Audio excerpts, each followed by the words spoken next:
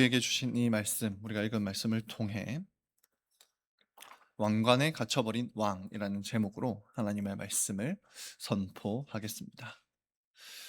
우리 초원교회 성도 여러분은 다윗과 골리앗 사건을 잘 아실 것입니다. 어느 날 블레셋 민족이 이스라엘 백성들에게 쳐들어왔습니다. 그때 키가 2m 90cm나 되는 거구 골리앗이 나타났습니다. 골리앗은 이스라엘을 모욕하고 하나님을 모욕했습니다. 하나님을 모욕하는 일은 도무지 용납할 수 없는 일이었습니다. 그러나 이스라엘 백성들 중 누구도 골리앗과 싸울 용기를 낼 수가 없었습니다. 왜냐하면 너무 무서웠기 때문입니다.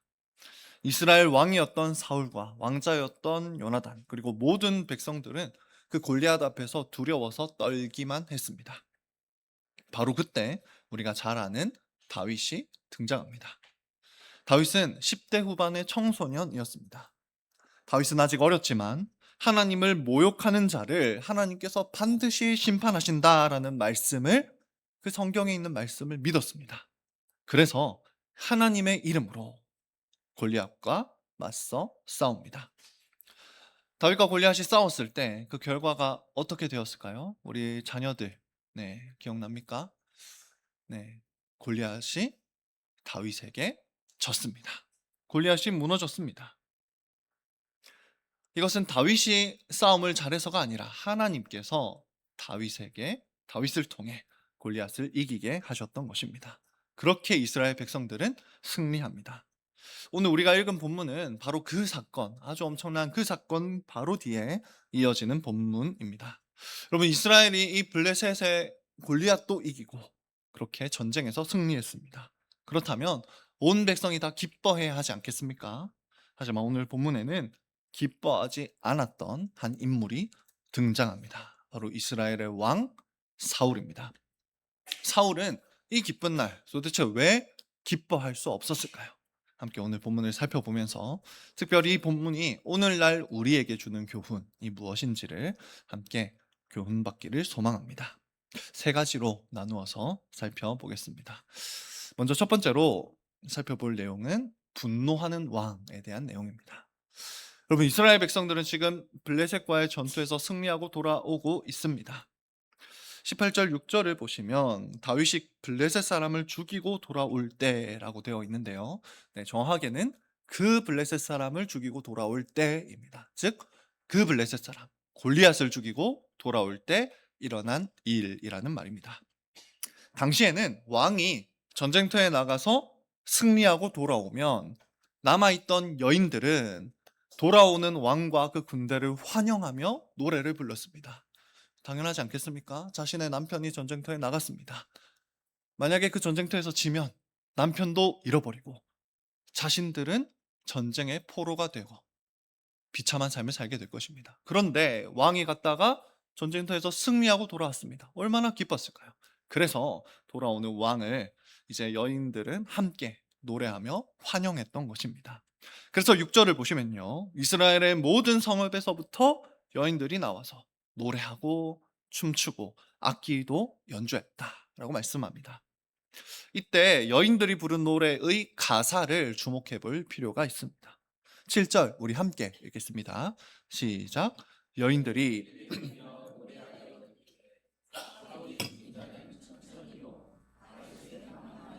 한지라. 여러분, 이 노래에는 사실 상당한 문제점이 있습니다. 여러분, 이 노래가 누구를 높이는 것처럼 보이십니까?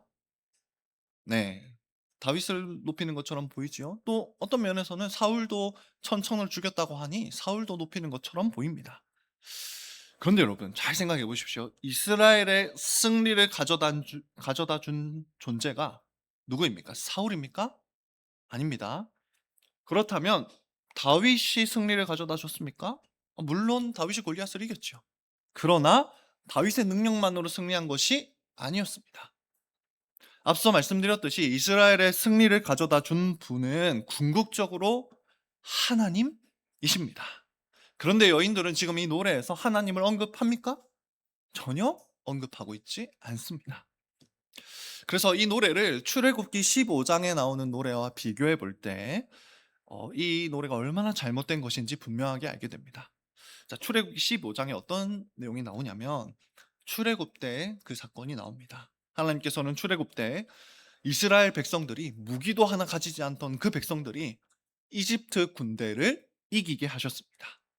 이스라엘에게는 아무 힘이 없었지만 하나님께서는 홍해를 가르셔서 이집트 군대를 바닷속에 빠뜨리셨습니다.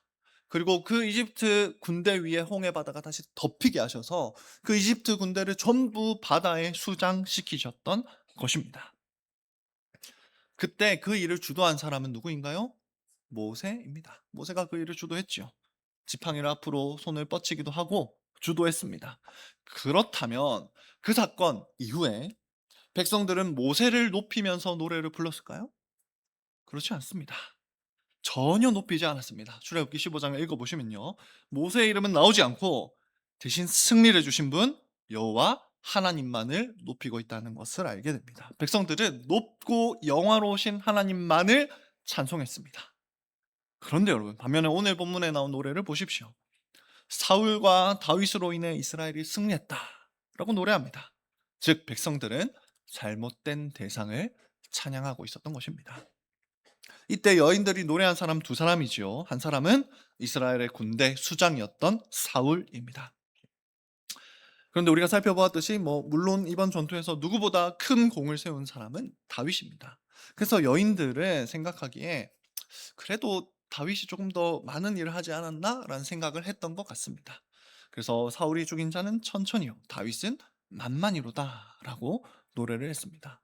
그런데 또 어떤 면에서 보면 히브리인들의 노래에서 이 천천과 만만, 이런 숫자가 커지는 이런 모습은 자주 등장합니다. 그래서 어떤 학자들은 지금 여인들이 사울과 다윗을 비교하려는 게 아니라 그냥 둘이 합쳐서 천천도 죽이고 만만도 죽였다라고 하면서 둘 다를 높이고 있다라고 말하기도 합니다. 어쩌면 그 둘 다를 높이고 싶었던 것이 이 여인들의 소망이었을 수 있겠지요. 하지만 여인들의 의도와는 상관없이 사울은 이 표현을 듣자마자 곧바로 불쾌해합니다. 우리 8절 같이 한번 읽어보겠습니다. 시작. 사울이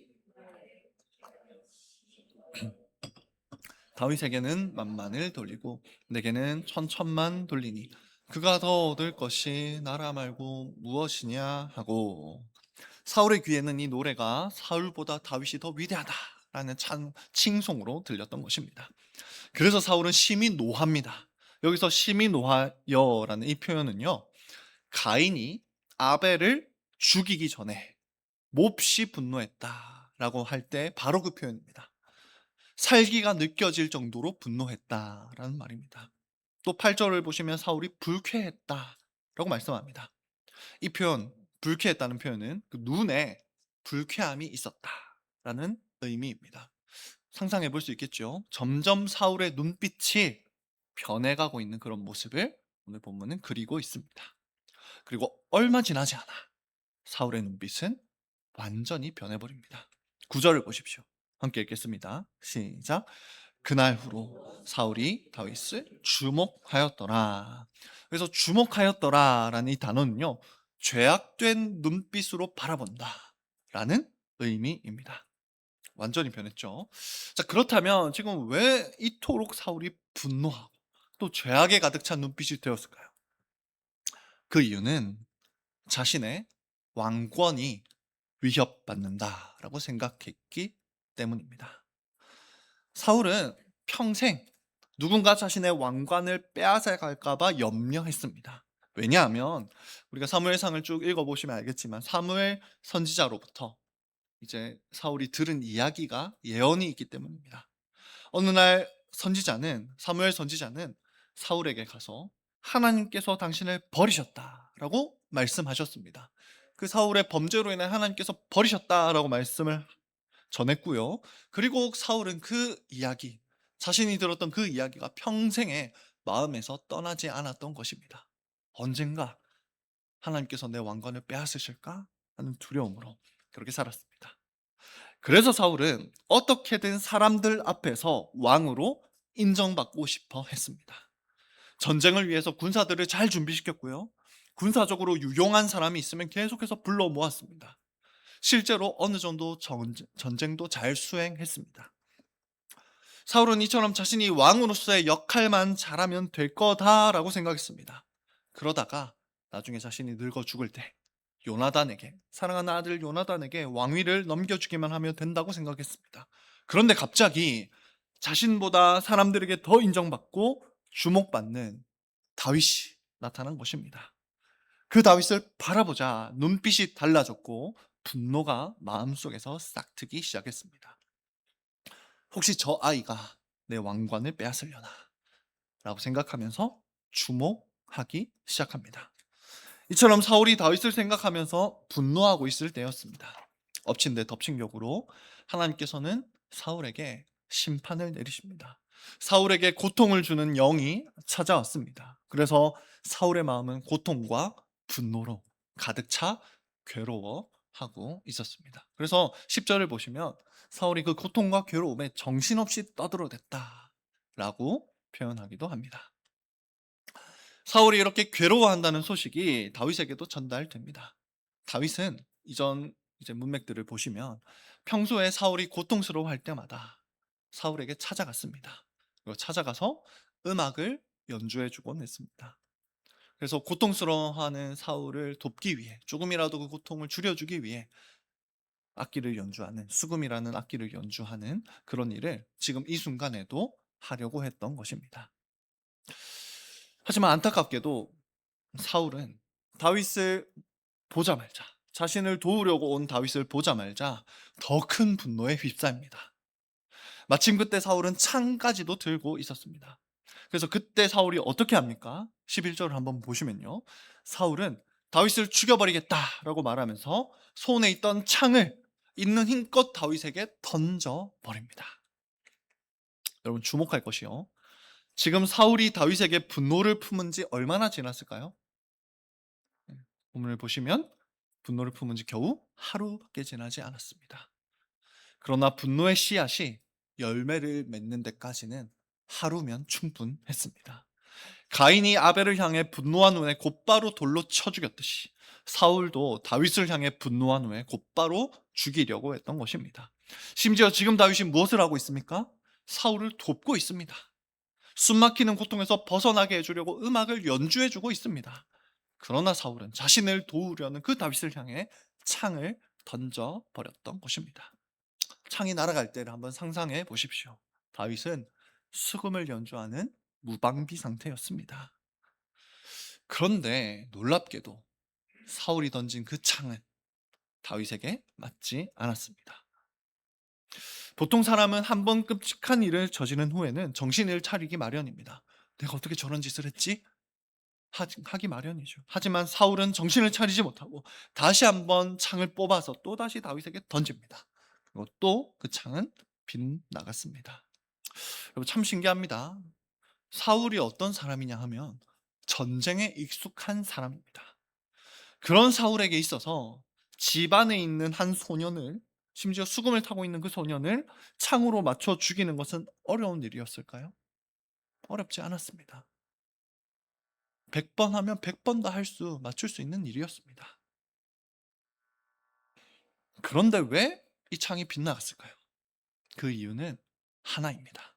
하나님께서 지금 다윗과 함께 하셔서 다윗을 지키셨기 때문입니다. 그래서 사울의 창은 결코 다윗에게 닿을 수 없었던 것입니다.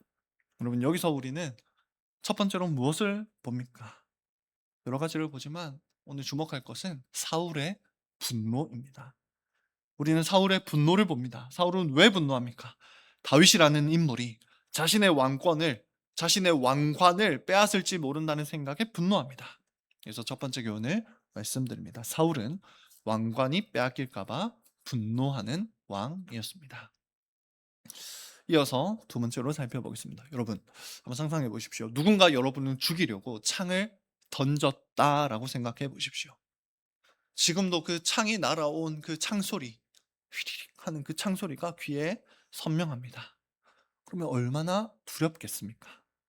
그런데 오늘 본문은 참 아이러니한 상황을 말해줍니다. 12절을 우리 함께 읽겠습니다. 시작. 여호와께서 사울을 떠나 다윗과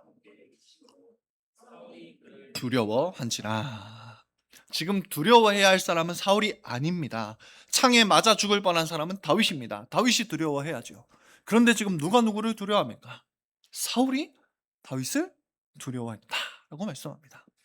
사울이 왜 두려워합니까? 그 이유도 나타나는데요. 여호와께서 사울을 떠나 다윗과 함께 계심으로 두려워했습니다. 사울은 자신에게서 떠난 하나님이 다윗과 함께 계시며 다윗을 지키신다는 것을 알게 되었습니다. 다시 말해 하나님께서 다윗을 택하셔서 왕이 되게 하셨다는 것이 조금씩 드러나고 있는 상황입니다. 그러자 사울은 다윗을 두려워하게 되었던 것입니다. 그래서 사울이 어떻게 합니까? 13절을 보시면 사울은 다윗을 천부장으로 삼습니다. 천부장은 실제 전투에 투입되는 그런 일선에 선 장군을 뜻합니다. 말하자면 사울은 지금 다윗을 최전방으로 전쟁터 제일 앞으로 보내버렸습니다.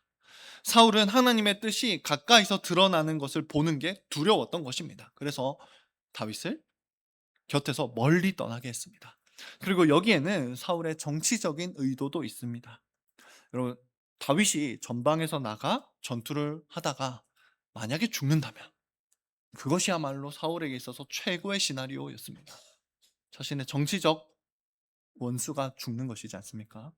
그렇지 않다 하더라도 다윗이 전투에서 실수를 하거나 하면 꼬투리를 잡아서 다윗을 공격할 수 있었을 것입니다.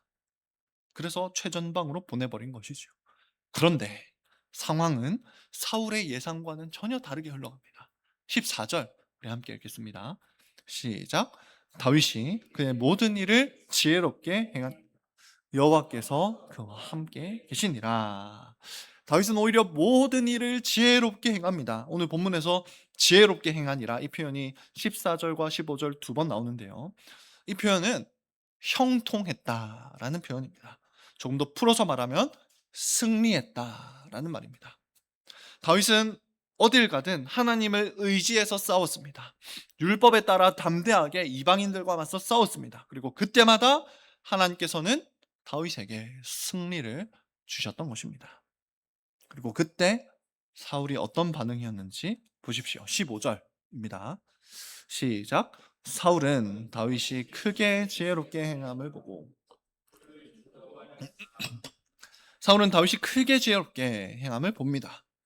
다윗이 크게 승리하는 모습을 계속 보았다라는 말입니다. 사울은 다윗이 율법에 따라 행동하는 모습을 보았고요.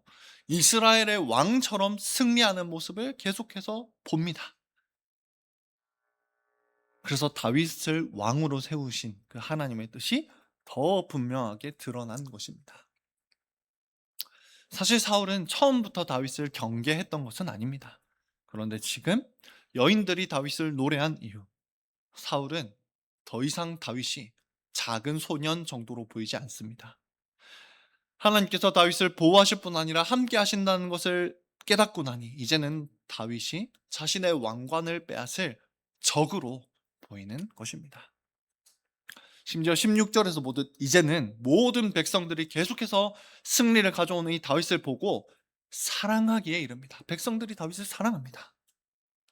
백성들에게서 다윗의 인기가 올라갈수록 사울의 두려움은 점점 더 커졌습니다. 이처럼 오늘 본문은 사울의 분노로 시작해서 사울의 두려움으로 이어지며 마칩니다. 여러분, 사울은 이렇게 다윗을 두려워했다라고 말씀하지요. 여러분, 그런데 우리가 여기서 조금 더 깊이 생각해 볼 지점이 있습니다. 사울이 정말 두려워했던 존재가 다윗일까요? 물론 표면적으로는 다윗을 두려워했던 게 맞지요. 하지만 궁극적으로 사울이 두려워했던 대상은 여기서부터가 핵심입니다. 다윗이 두려웠던 게 아닙니다. 여러분, 만약 사울이 다윗을 정말로 두려워했다면 사울은 다윗을 죽이려는 생각을 하지 못했을 것입니다.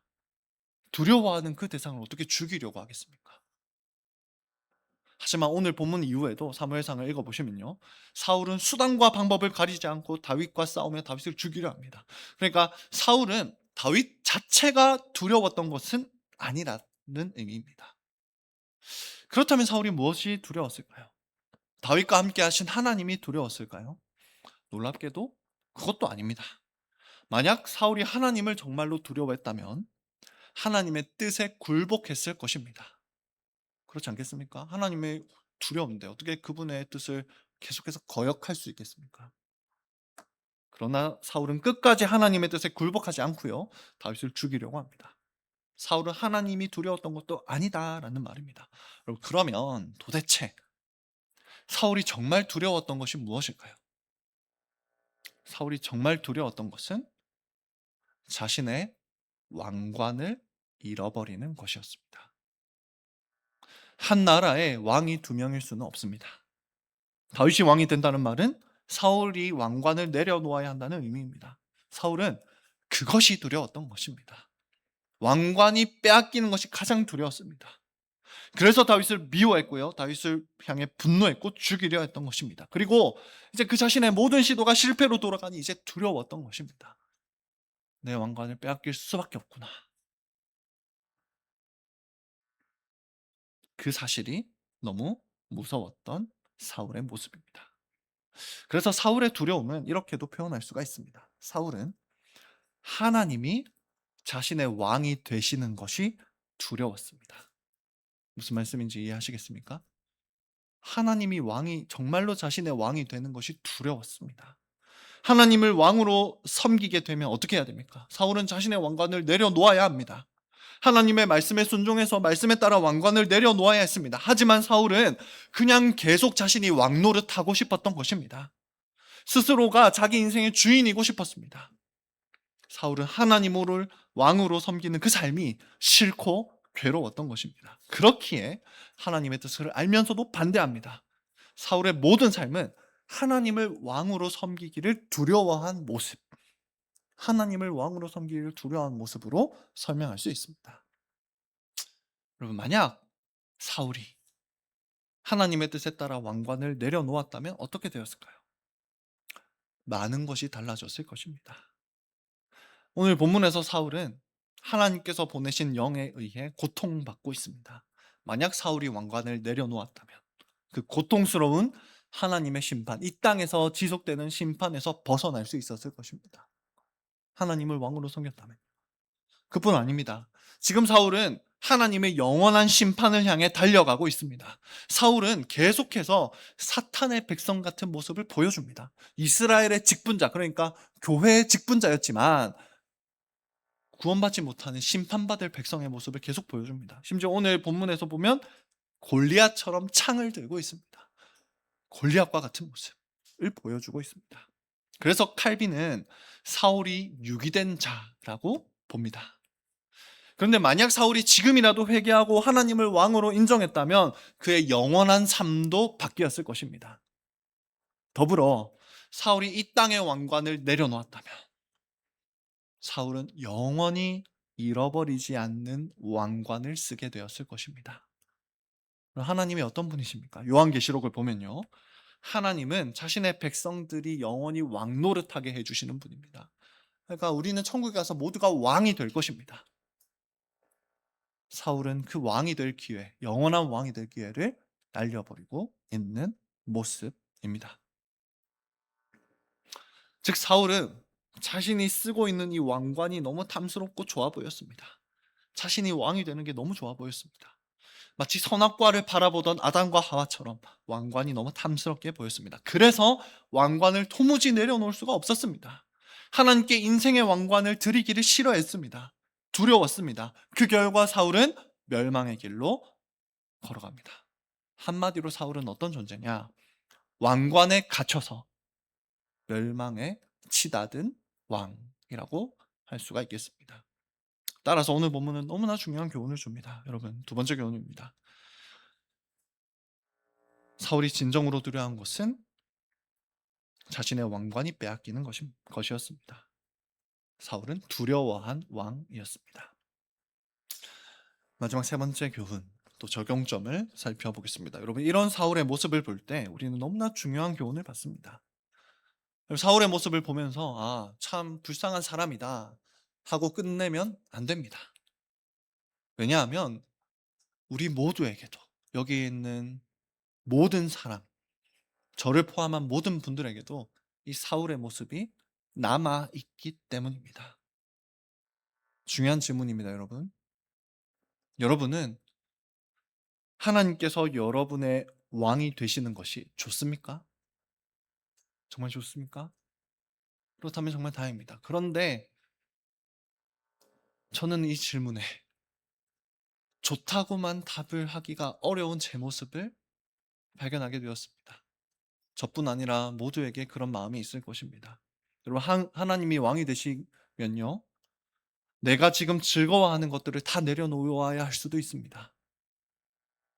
하나님을 진짜 왕으로 인정하면요, 내 마음대로 사용하던 것들을 다르게 사용해야 할 수도 있습니다. 내 자존심을 다르게 사용해야 될 수도 있다고요. 내 돈을 다르게 사용해야 될 수도 있습니다. 내 시간을 다르게 사용해야 될 수도 있습니다. 여러분은 정말 그런 것들이 좋습니까? 아니면 내 마음대로 사는 것이 더 좋습니까? 오늘 본문 앞에서 스스로 정직하게 돌아볼 때 사실 사울에게 있었던 이 본성, 하나님이 왕이 되시기를 싫어하는 그 본성이 우리에게도 있다는 것을 알게 됩니다. 그러나 성도 여러분, 기억하십시오. 하나님이 우리의 왕이 되시는 것은요, 두려운 일이 아닙니다. 오히려 하나님이 우리의 왕이 되시는 것은 너무나 복되고 좋은 일입니다. 왜냐하면 하나님은 너무나 좋은 왕이시기 때문입니다. 여러분, 하나님이 얼마나 좋은 왕이신지 알아야 그분을 왕으로 섬기는 삶이 좋습니다. 무슨 말인지 이해가 가시죠? 네. 그러면 하나님이 얼마나 좋은 왕이신지 어떻게 알 수 있을까요? 그걸 알려주시는 분이 계신데요, 바로 예수 그리스도이십니다. 여러분, 하나님은 온 세상을 다스리시는 왕이십니다. 그리고 우리는 그 왕께 반역한 자들입니다. 그런데 하나님, 온 세상을 다스리는 왕께서 반역한 우리들을 위해 하신 일이 있는데요, 뭘 하셨냐면 자신의 아들을 우리를 위해 이 땅에 보내셨습니다. 하나님께 반역하고 살던 우리를 위해 자신의 아들을 주신 분이 우리의 왕 하나님이십니다. 하나님께서는 자신의 아들을 우리 대신 죽게 하셨습니다. 왜입니까? 우리를 살리시기 위해서였습니다. 하나님은 우리에게 영원한 면류관을 주시기 위해서 어떤 일을 하셨냐면 자신의 아들이 가시관을 쓰게 하셨습니다. 하나님은 우리가 영원히 왕처럼 존귀하게 살게 하시기 위해서 어떻게 하셨냐면 자신의 아들 예수 그리스도를 죄인의 모습으로 십자가에 죽게 하셨습니다. 그분이 우리의 왕입니다. 사울은 죄 없는 어린 소년 다윗에게도 창을 던졌습니다. 그러나 하나님은 죄밖에 없는 죄인들을 위해 자신의 아들을 이 땅에 보내셨습니다. 죄인들을 위해 십자가에 자신의 아들을 던지신 것입니다. 그러니 여러분, 예수님을 보십시오. 하나님이 얼마나 좋은 왕이신지가 그 예수님 안에서 분명하게 드러납니다. 그러니 여러분, 우리가 믿어야 할 것은 무엇이냐 하면 이토록 좋은 하나님이 우리의 왕이시다 라는 사실입니다. 여러분, 우리의 왕이 되시는 이 하나님은요, 우리를 괴롭히기 원하시는 분이 아닙니다. 우리를 사랑하셔서 우리에게 가장 좋은 것을 주신 분이고 주시는 분입니다. 그런데 우리는 그걸 믿지 않아요. 하나님이 우리의 왕이 되시는 걸 좋다고 믿지 않고 제일 좋은 것을 주신다고도 믿지 않습니다. 그래서 사울처럼 어떻게 생각하냐면 하나님이 우리의 왕이 되시는 걸 싫어합니다. 하나님의 뜻대로 사는 걸 싫어하는 거예요. 하나님이 얼마나 좋은 왕이신지 믿지 않아서 그렇습니다. 그래서 우리는 내 마음대로 살지 못할까 봐 두려워합니다. 그때마다 기억하십시오. 하나님이 행하신 일들을 다시 한번 헤아려 보십시오. 하나님이 행하신 일들 중에 우리를 향한 사랑이 묻어있지 않은 일이 무엇이 있는지 찾아보십시오. 없습니다. 하나님이 우리를 위해 보내신 예수님을 보십시오. 그분의 모든 발걸음, 모든 손길, 눈빛까지도 우리를 향한 무한한 사랑이 묻어있음을 알게 될 것입니다. 그러니 그 예수님을 우리를 위해 보내신 우리의 왕 하나님이 우리에게 허락하시는 일, 우리에게 요구하시는 일, 그 모든 일은 우리에게 좋고 유익한 일입니다. 물론 하나님께서 우리가 좋아하는 일을 그만두라 하실 수도 있습니다. 내 성격대로 살던 삶을 이제 그만두라 하실 수도 있습니다. 때로는 우리의 머리에서 왕관을 내려놓으라 하실 수도 있습니다. 괴롭게 느껴질 수도 있어요. 그러나 기억하십시오. 하나님께서 우리에게 그렇게 명령하시는 이유는 우리에게 더 좋은 것을 주시기 위함입니다. 하나님께서 우리에게 욕심을 내려놓으라 하신다면 그것은 신령한 기쁨을 주시기 위해서입니다. 하나님께서 우리에게 고난을 허락하신다면 고난보다 더 큰 은혜를 주시기 위해서입니다. 하나님께서 우리를 낮추신다면 우리를 영원히 높이시기 위해서입니다. 그분이 우리의 왕이 되고자 하십니다. 그런데 어찌 우리가 싫어할 수가 있겠습니까? 이 지점에서 볼 때 사울의 진짜 문제는 하나님이 얼마나 좋은 분이신지를 믿지 않았다는 데 있습니다. 사울은 하나님을 어떻게 생각했냐면 내가 하고 싶은 거를 못하게 하시는 분으로만 생각했습니다. 내가 좋아하는 왕관을 빼앗아가는 존재로만 여겼습니다. 그러나 사울은 깨달았어야 합니다. 불순종에도 불구하고 회개의 기회를 주시는 하나님의 인자하심을 알았어야 합니다. 심지어 사울은 40년간 왕으로 통치했습니다, 여러분. 40년. 그동안 심판의 영을 보내셔서라도 계속해서 회개하라고 외치시는 하나님의 절절한 외침을 사울은 들었어야 합니다. 하나님께서 지금 우리에게도 그렇게 말씀하시는지 모르겠습니다. 그렇다면 회개하십시오. 사울이 보지 못했던 하나님의 좋으심을 우리는 보기를 원합니다. 하나님께 거역하던 우리를 위해 자신의 아들까지도 보내시고 지금도 교회로 불러 모으셔서 회개의 기회를 계속해서 주시는 그 하나님의 아름다우심을 이 시간 보시고 믿으시기를 바랍니다. 심지어 오늘도 이 성찬상에서 하나님이 얼마나 사랑스러우시고 아름다우신 분이신지가 드러납니다. 하나님은 우리가 영원히 죽지 않게 하시려고 자신의 아들 예수 그리스도의 살과 피를 오늘도 우리에게 양식으로 주시는 왕이십니다. 예수님은 친히 자신의 백성들에게 살을 찢고 피를 부어주시는 왕이십니다. 이처럼 사랑스러우신 분이 우리의 왕이 되시는 것을 우리가 어찌 싫어하고 두려워할 수가 있겠습니까? 그런 여러분 믿으십시오. 하나님이 우리의 왕이 되시는 것보다 더 좋은 일은 없습니다. 하나님이 얼마나 좋은 분이신지, 얼마나 아름다운 분이신지, 얼마나 믿을 만한 분이신지, 얼마나 내 인생을 맡길 만한 분이신지 알고 믿게 될 때 우리는 두려움 없이 하나님을 왕으로 인정하게 될 것입니다. 여기서 세 번째 교훈을 말씀드립니다. 하나님은 가장 좋은 왕이십니다.